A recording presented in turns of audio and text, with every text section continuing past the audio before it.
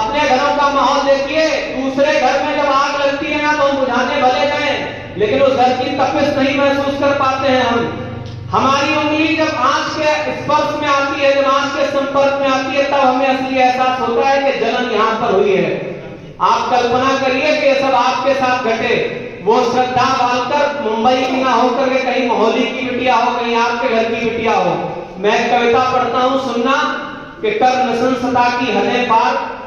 दादा थोड़ी देर बाद मंत्रणा कर लेना।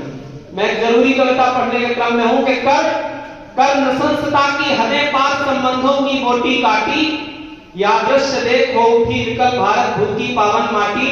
ये दुनिया कितनी बदल गई, कैसा युग का परिवर्तन है।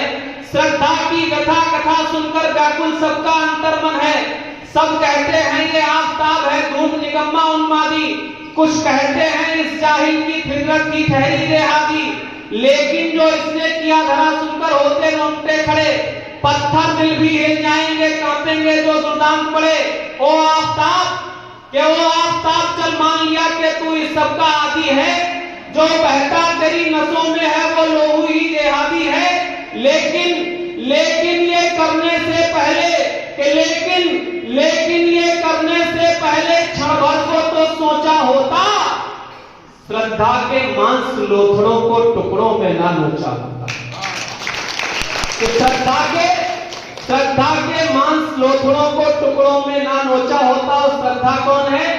कि वो श्रद्धा हो सकता है हमारे घर से निकली हुई कोई बेटी हो, कि वो श्रद्धा जिसने हंस हंस कर खुद को तुम पर बलिहार किया, कि वो श्रद्धा जिसने हंस हंस कर खुद को तुम पर बलिहार किया, वो श्रद्धा जिसने मां पिता से ज्यादा तुमको प्यार किया, वो श्रद्धा जिसने जीवन के रथ का पहिया मोड़ दिया, वो श्रद्धा जिसने घर कुनबा संबंधों तक को तोड़ दिया, वो श्रद्धा जिसने साथ तुम्हारे अपने तन पर खाक मली, वो श्रद्धा जिसको साथ छोड़कर दुश्वारी की राह चली, वो श्रद्धा जिसके जीवन के अब तुम ही एक सहारे थे, वो श्रद्धा जिसने इश्क किया जिसको प्राणों से प्यारे थे, वो श्रद्धा जो अल्लाहपन में कि वो श्रद्धा जो अल्लाहपन में हर कठिन परीक्षा दे आई, उस श्रद्धा को तुमने मारा क्या बिल्कुल दया नहीं है? उस श्रद्धा को तुमने मारा क्या बिल्कुल दया नहीं आई? जब गला दवा होगा उसका आतुर हो चिल्लाई होगी, रास्ता जो गलत चुना उस पर चलने से पछताई होगी। श्रद्धा का मैं सजा पड़ता हूं क्या होनी चाहिए ऐसे लोगों की? वो श्रद्धा हो, श्रद्धा का कातिल आस्ताद हो, या हमारे घरों से निकला हुआ लड़का, सजा सबकी एक मुकद्दर है। कि वो श्रद्धा का जिसने कत्ल किया उस पत्थर में हरजाई को कानून सजा देगा भी क्या ऐसे दुर्दांत कसाई को? जो साक्ष्य सबूत मिले अब तक क्या वो सब कुछ नाकाफी है? फांसी की सजा मिली भी तो वो सजा नहीं है, माफी है। कि जैसा इसने व्यवहार किया वैसा इसको बांटा जाए, कि जैसा इसने व्यवहार किया वैसा इसको बांटा जाए। इस आफताब को जिंदा ही नन्हा नन्हा काटा जाए। इस आफताब को जिंदा ही नन्हा नन्हा काटा जाए। पर कभी उस जिम्मेदारी है दूसरा पक्ष की, श्रद्धा से भी कुछ सवाल तो पूछने बनते हैं। इस आफताब को जिंदा ही नन्हा नन्हा काटा जाए, शायद मुश्किल से सुलझेगी अंतस में अब तक उलझन है। इसलिए प्रश्न श्रद्धा से भी क्योंकि व्याकुल अंतर्मन है। तुमने किस बड़े भरोसे पर सबसे ही नाता तोड़ लिया? कैसा बचपना चढ़ा तुम पर जो इससे रिश्ता जोड़ लिया? कि जिस घर में अब तक पली बढ़ी उस पर विश्वास नहीं था क्या? बापू की स्नेहिल निष्ठा का तुमको एहसास नहीं था क्या?